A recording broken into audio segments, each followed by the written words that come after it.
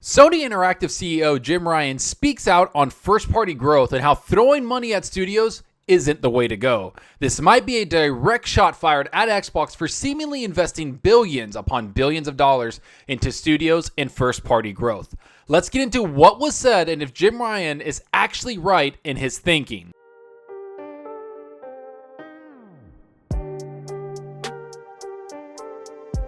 Hey everyone, thanks for stopping by and checking out the video. Remember to hit that subscribe button and that like button. The support is greatly appreciated. And if you want to be notified on future content, make sure to hit that small bell icon. It helps the channel out a bunch. Okay, so let's get into this pretty awesome interview that Jim Ryan had. You know, the guy that runs all of PlayStation. He's been pretty busy as of late since they just launched Ratchet & Clank, and they have some pretty awesome games coming down the pipeline to the PlayStation 5. Yet all of that has seemed to be something that people don't want to hear about. Instead, they want to hear about how PlayStation is growing, specifically their first party. Not just console sales, that doesn't matter anymore. What people want to know is how are they growing from a first party perspective? Since games are made by developers and the amount of developers and studios that Xbox has bought into their first party umbrella is quite amazing. And because of this aggressive expansion that Xbox has exuded the last couple of years, people are wondering if Sony is going to be doing the same thing. Will Sony buy more studios to keep up with Xbox? Will they invest into their already existing studios and maybe expand them even more? Those are all questions that seem to be on everyone's minds, considering gaming has changed so much in the last year, with studios jumping ship or studios joining Xbox or some other massive publishers. Yet, here's what the article starts off by saying and what Jim Ryan himself had to say.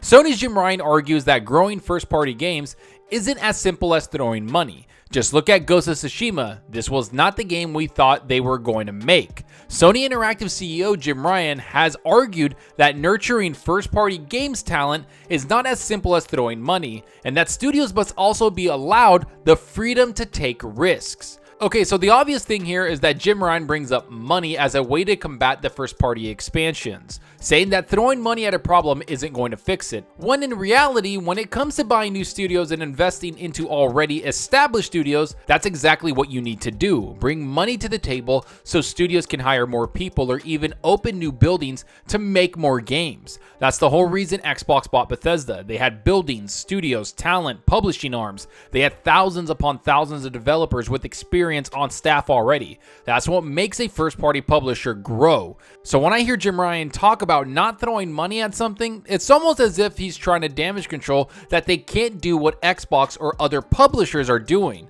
Because we have to remember, Xbox isn't the only people buying up studios. There's Activision, Amazon, EA, and of course Tencent.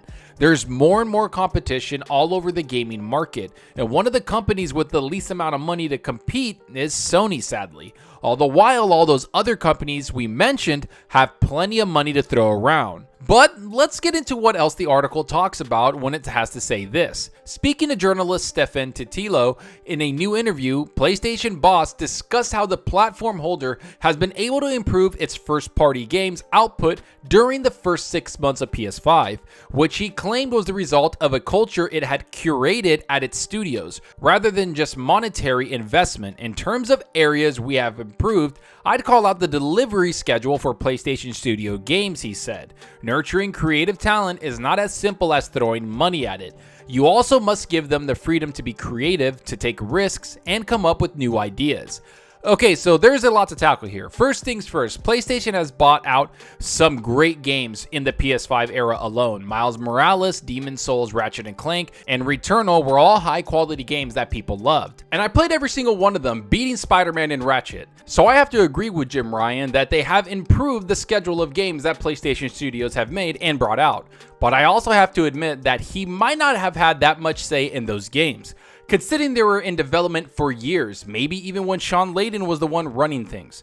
So some of these games might be Jim Ryan's doing and he might get all the credit. I still think the developers behind them were nurtured and cultivated during the PS4 generation. Which brings me to the next thing he talks about, which is nurturing creative talent and not just throwing money at them. That to me is a weird thing because there's a lot of reports lately that say Sony isn't going to allow Sony Bend and other studios to make whatever game they want. We know that there's no Days Gone 2, so that's something that people need to pay attention to. We also know that some studios Studios and PlayStation are saying that Sony wants to make big AAA games that sell millions upon millions of copies, and that if your game doesn't sell that many, Sony isn't interested in it. That to me, if the rumors are true of course, is a dangerous precedent to set, because it makes studios feel like they have to make the biggest and best games with the best characters, instead of concentrating on something that could be special like a Sea of Thieves or something that changes gaming that we've seen happen before. But to Jim Ryan's credit, he brings up Ghost of Tsushima as an example of what he means when he says this. He added, "Just look at Ghost of Tsushima from Sucker Punch. This was not the game we thought they were going to make, but we are not overly rigid or corporate with our talent. We want them to use our hardware as their creative palette." I do find it funny that he brings up Ghost of Tsushima, which is one of their most successful new IPs of the last generation. Yet again, was a game that was probably greenlit by Shawn Layden before Jim Ryan took over. That game has a 4+ year life cycle, maybe even 5 years on it. That's a lot of money and goodwill to put into a first-party studio that didn't make anything truly special before Ghost of Tsushima. Sure, they had Infamous and all those other games, but usually they didn't make anything like Ghost of Tsushima was. But again, Shawn Layden and Sony of the PS4 generation really put money and talent first for the company, something that I don't see Jim Ryan doing all that much of. Instead, he's a businessman, and the changes we're seeing on the platform are indicated of that, especially since he keeps talking about the PS5 and its launch lineup and how they're doing so much better than the PS4 generation. It's almost like he's competing with history, especially when the article mentions it right here. Ryan specifically highlighted the number of games Sony has been able to release during PS5's launch window as an improvement on its PS4 output. Yes, the output during the PS4 cycle was excellent, but the great majority of those games came in the second half of the cycle, he said. We made a conscious effort to improve on that this time around, and what we've seen thus far shows that we have certainly made progress. In just a few months since the launch of PS5, we've released incredible games and have so much more in the pipeline, and developers are really just getting started taking advantage of the technology in the PlayStation 5. I can't wait to see what the PlayStation Studios and our third-party partners create for PS5. Okay, so this is where I think a lot of what Jim Ryan is saying is very true. The beginning of the PS4 generation was barren and scarce when it came to first-party games. It wasn't until about 2017 where we saw some of the first-party games come and truly show what the console can do. And 2018 was the golden standard year with some of the best games of the generation with God of War and Spider-Man. So while PS4 had a great generation, they didn't start it off that well at all when it comes to games. And that's where I have to hand it off to Sony and Jim Ryan. They did launch with a bunch of games for the PlayStation 5, but I do have to disagree with the statement he said about throwing money at the problem. That's exactly what you do when you want more games on your platform. It's what Sony did with Ghostwire and Deathloop. They bought those games from Bethesda and made them exclusive to their platform. It's what they did with Final Fantasy and all those other exclusives they have contracts with. They money-hatted them. As for first-party studios, you again have to throw money at them and either invest in them like crazy or buy new studios. It's hilarious to think that's not exactly what you have to do, especially since Xbox is doing it a lot with the types of games they're buying and the types of studios they're acquiring. The only way to grow first party is to either buy developers and make the studio yourself, or buy out a studio that's already established outright.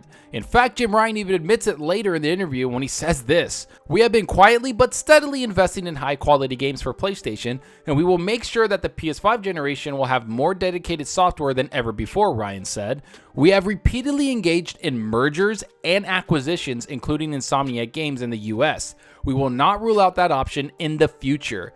And there you have it. While Jim Ryan says you can't throw money at the problem, he also says they're going to engage in mergers and acquisitions, which, by the way, require a lot of money. So I really do think what he's saying is a little damage control for the way Xbox has completely gone crazy with the amount of money they've invested in gaming. Seeing that Sony knows they can't compete in a competition involving money with Microsoft, their fallback is going to be the quality of their games and hope that it's going to be enough for people to want to invest in their platform. Yet to me, the big thing that's helping them right now is the goodwill that they built from the PS4 generation. That's what's going to carry them this generation, because let's be real, there's no stopping Microsoft and Xbox, especially when it comes to buying studios. They'll do what they want because they have the money to do so, which leaves Sony focusing on standing out with their huge AAA IPs. And to their credit, that just might be enough for them for the next couple of years. But as a gamer, I hope they invest in more money into studios, and I also hope they try to compete with Xbox Game Pass. because that's something I really want to see. I want to see what Xbox can do with Game Pass, and I also want to see what Sony can do when two big publishers are going head to head on a subscription service. I love the competition, and that's all I want to see Sony do is throw money at the problem, because that just means nothing but good games for us gamers. But enough of what I think about all of this. Tell me what you think about all of this. Do you believe Jim Ryan? Is he wrong about the money comment? Will we see Sony buying new studios? Can Sony even buy new studios with Xbox snatching up everyone right now? Will Xbox Game Pass be too much for PlayStation down the line? Is all this goodwill coming from Sean Layden's time at Sony, or is it Jim Ryan? Go down below and let me know. And I hope you enjoyed the video, and if you did, please hit that subscribe button and that like button. The support helps out the channel more than you know.